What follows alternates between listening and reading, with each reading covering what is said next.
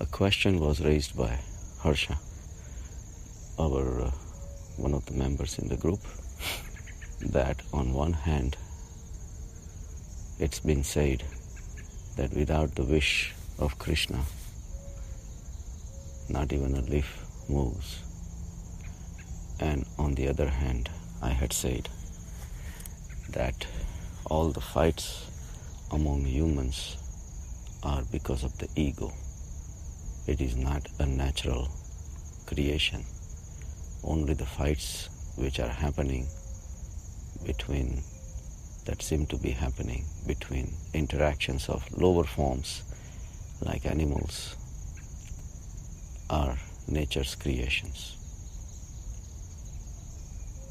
There is a big difference between the fights of humans and fights of animals.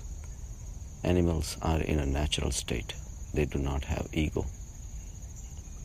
Ego means they barely know that they exist, and they try to protect themselves for the survival of the species. When it comes to humans, ego takes different forms with ideas, beliefs,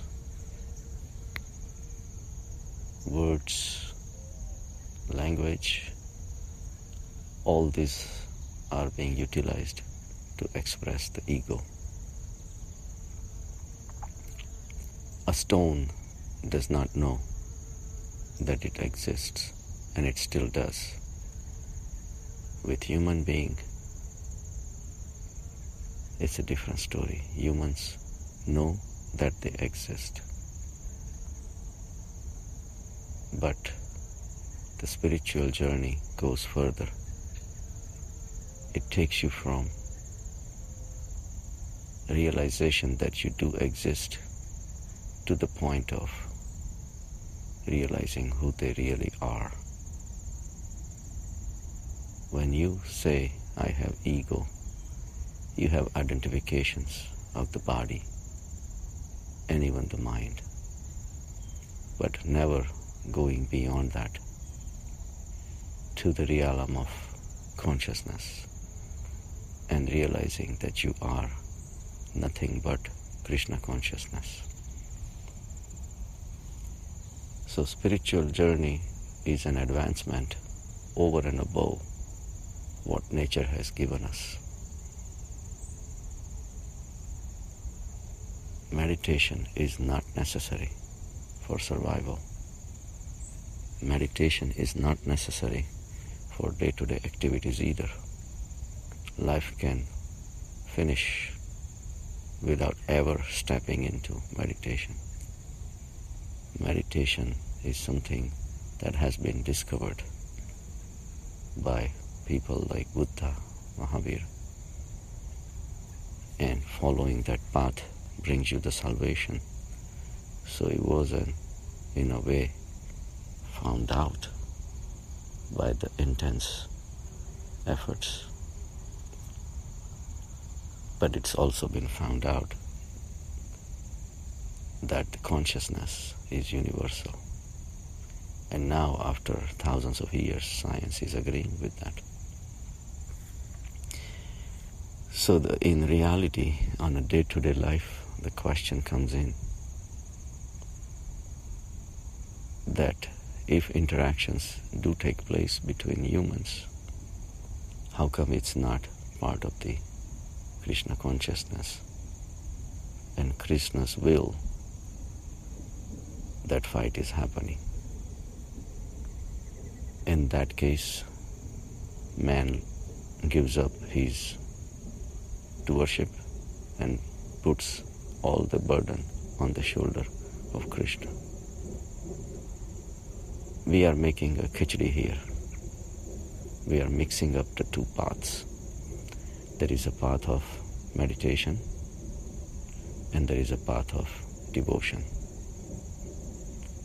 In the path of devotion, Krishna exists right from the beginning. That's bhakti path, where you submit your ego and accept him as a total power. It is tough, when you do have ego and you have to submit. And then whatever happens in your life, you attribute to him. But then you do it 100%. Path of meditation is more tougher than bhakti, or I would say both paths are tough in their own way. In the path of meditation, you start with ego, and this is where the main answer comes in for a lot of people who keep on asking, what is the function of ego? Why do God has created ego? If it is created by God, it must be good. So this is where the question comes in. It's like if you have seen the footage of a new baby elephant born and look at his trunk that he's wobbling around. In the beginning, his muscles of the trunk are not developed. So when he walks, it just shakes and he doesn't have a good control on it. Until he grows up, he gets a better control. And then he starts using the trunk effectively until he becomes a real adult, and then he starts grabbing things, and then he develops tremendous power. And the trunk becomes meaningful. When he's young, he's gonna ask his mom, what good is this thing? It cannot even do anything. It's not as good as the 4 feet that I'm walking on. Then what good is this trunk? Because he has not grown up. Same way, ego is a new tool in the evolutionary system.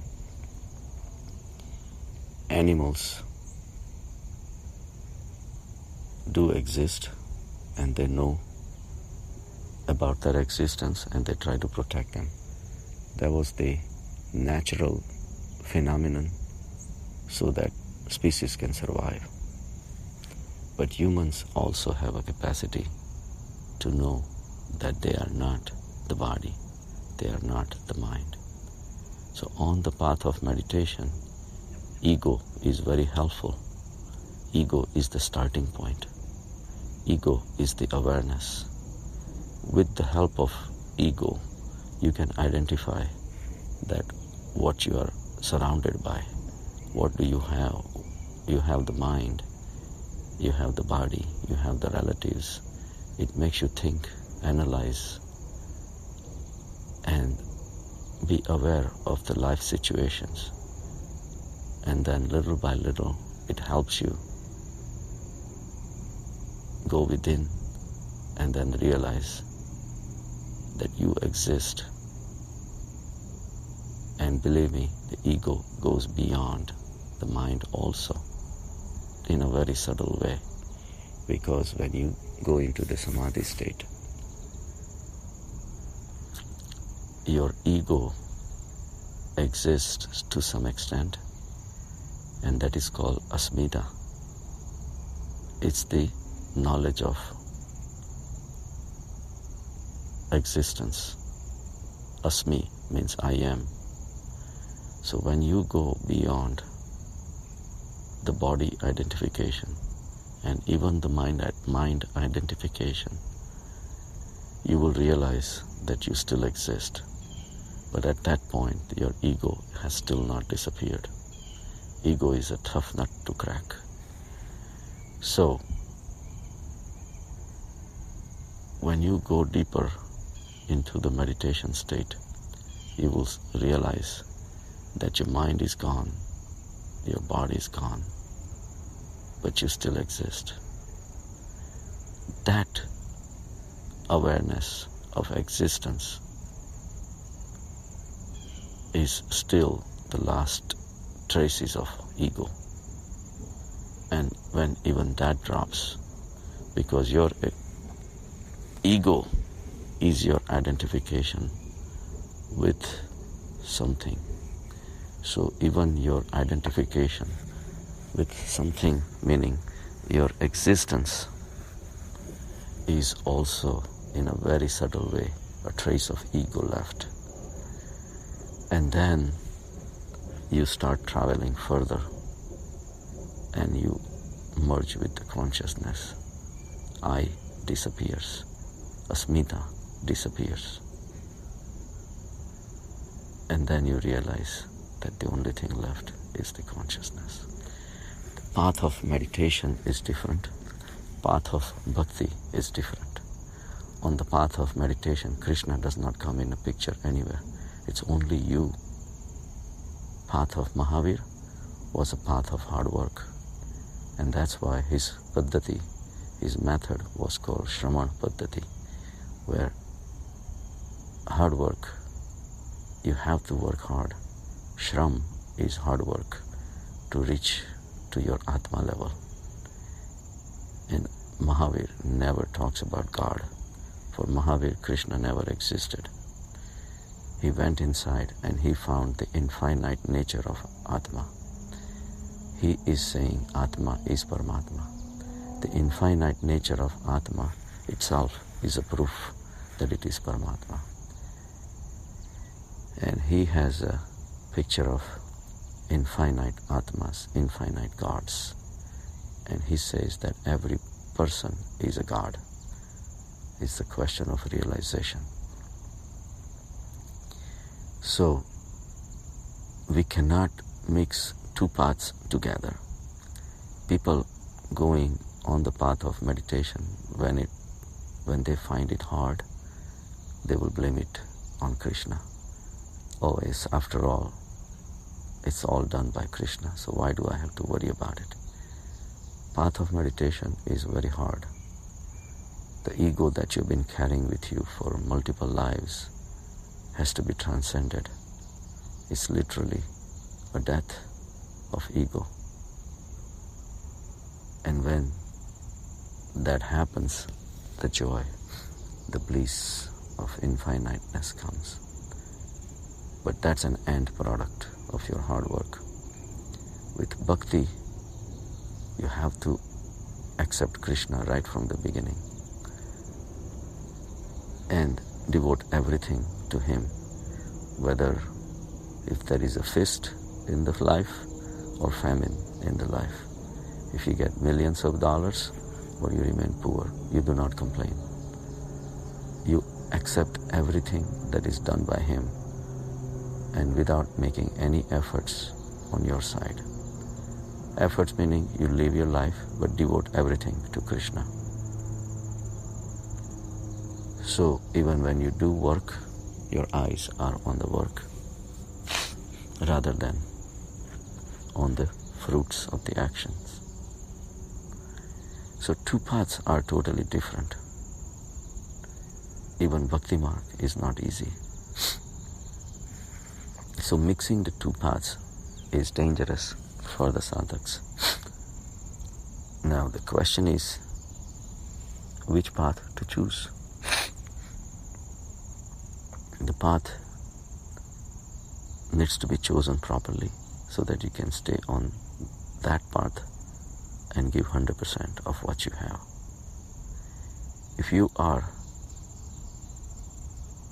a submissive personality, meaning feminine personality, again not being a females. Males can have female personality, females can have male's personality. If your personality is that of devotion, to submit yourself to the higher power, which females normally do. They devote themselves to the males so that males can do the daily living, bring the earnings home so that she can take care of her babies. So submission comes easy for females. Again, females like personalities. So if you have that kind of personality, Bhakti Marg is for you. But if somebody has a male-dominant personality where they want to find out why, if they are action-oriented, then meditation is helpful, because that's where you find out the futility of your actions. Once you reach the infinite consciousness, you realize that all your efforts to acquire and hold and run after objects, all that was that of a life of a frog in a well. There is a big space outside, a big sky outside that's much bigger than the well, and it comes free. So you drop your ego. Dropping meaning you still use it for day-to-day life, but you realize the meaninglessness of going beyond the basic needs. The reason I keep on using word Krishna consciousness time to time is to make people realize that both the paths are different, both the paths are hard, but the final result is the same. The path of meditation comes with full awareness of yourself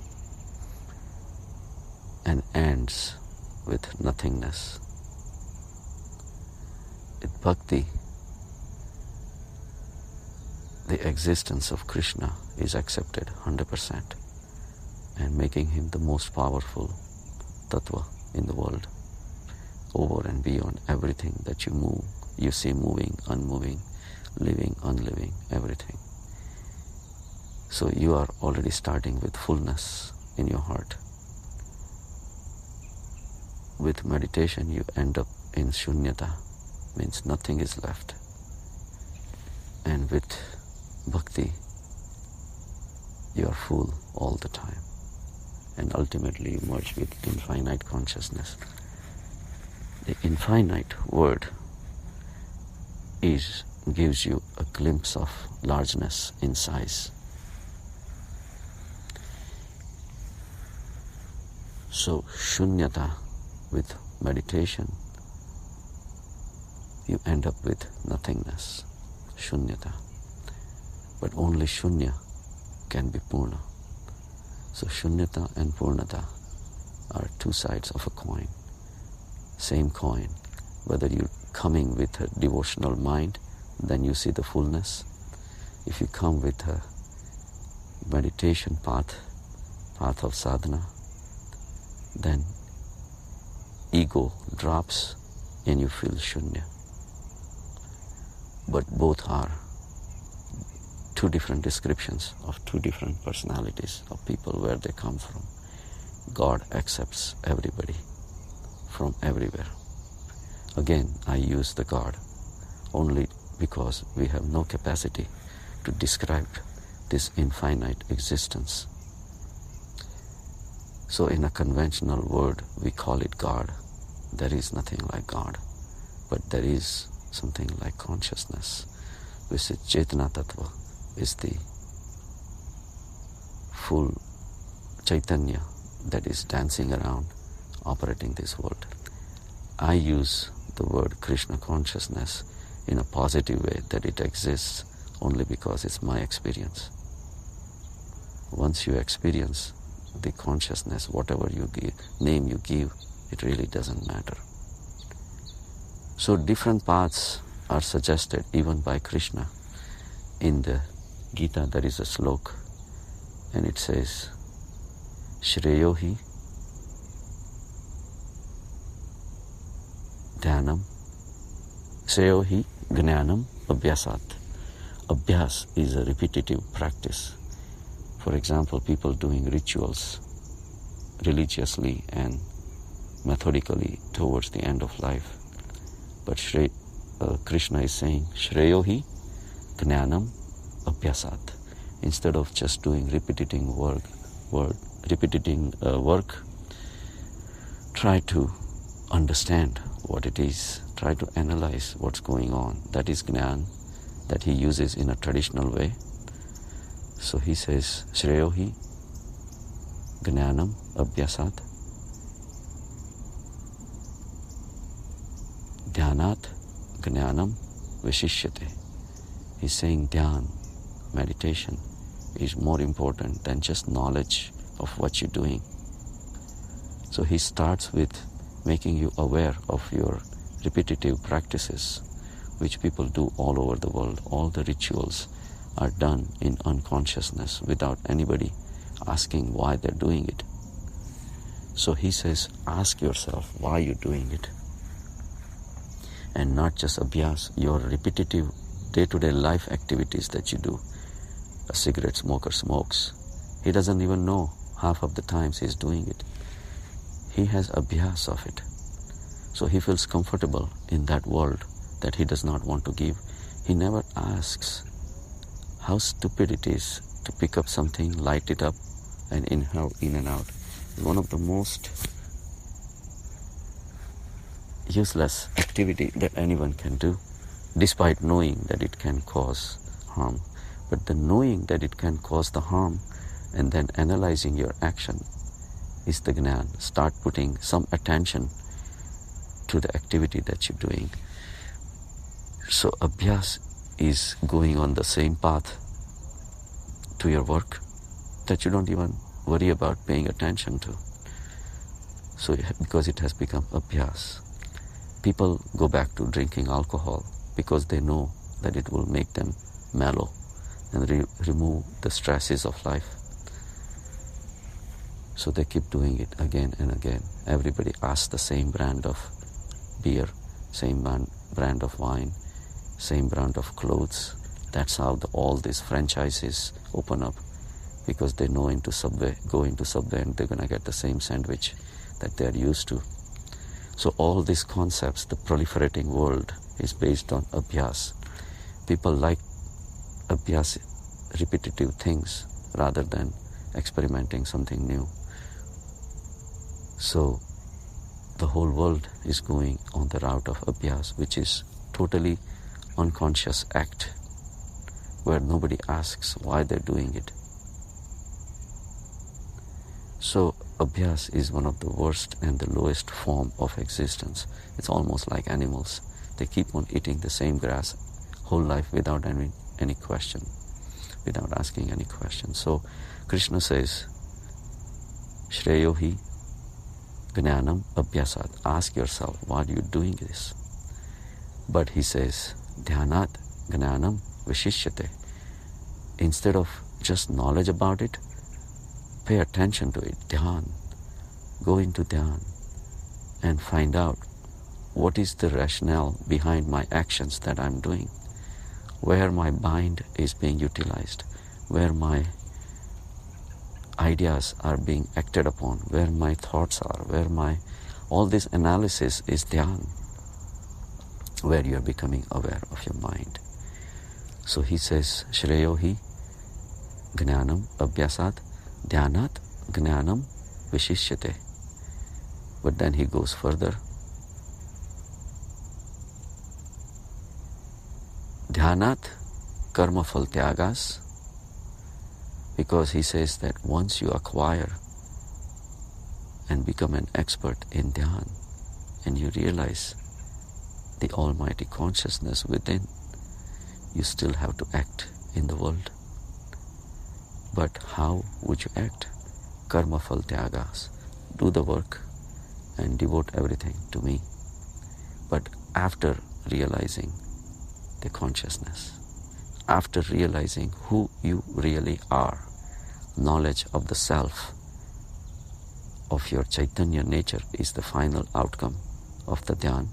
So once you have that, and then you act in the world, you realize that since I don't have ego doesn't really exist, what am I accumulating for? So you start devoting, you start realizing the existence of the same consciousness that's within you, within everyone else around you, and you respect that. So the karma phal becomes less important or unimportant. Karma becomes important. So Krishna says, Dhyanat karma phal tyagas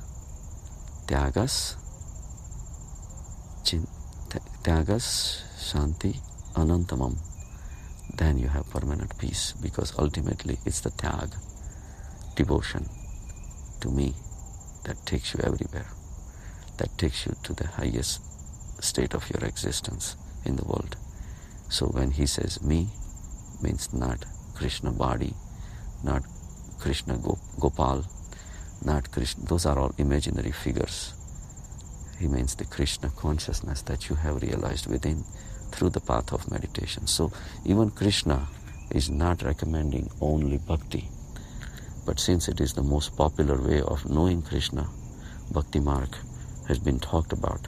So do not bring Krishna in between when you are on path of meditation, and do not talk about ego and ego-derived activities. Question, you devote yourself 100% on the path of bhakti. So two paths are different. You have to select where you are coming from and what kind of personality you have, so that you can choose the right path. But whichever path you choose, you have to stay loyal to it 100%. Then only you will make an advancement. And when you reach to the final bliss state, the bliss of a meditator and bliss of bhakt is going to be the same, because there is nothing else. Have a good day.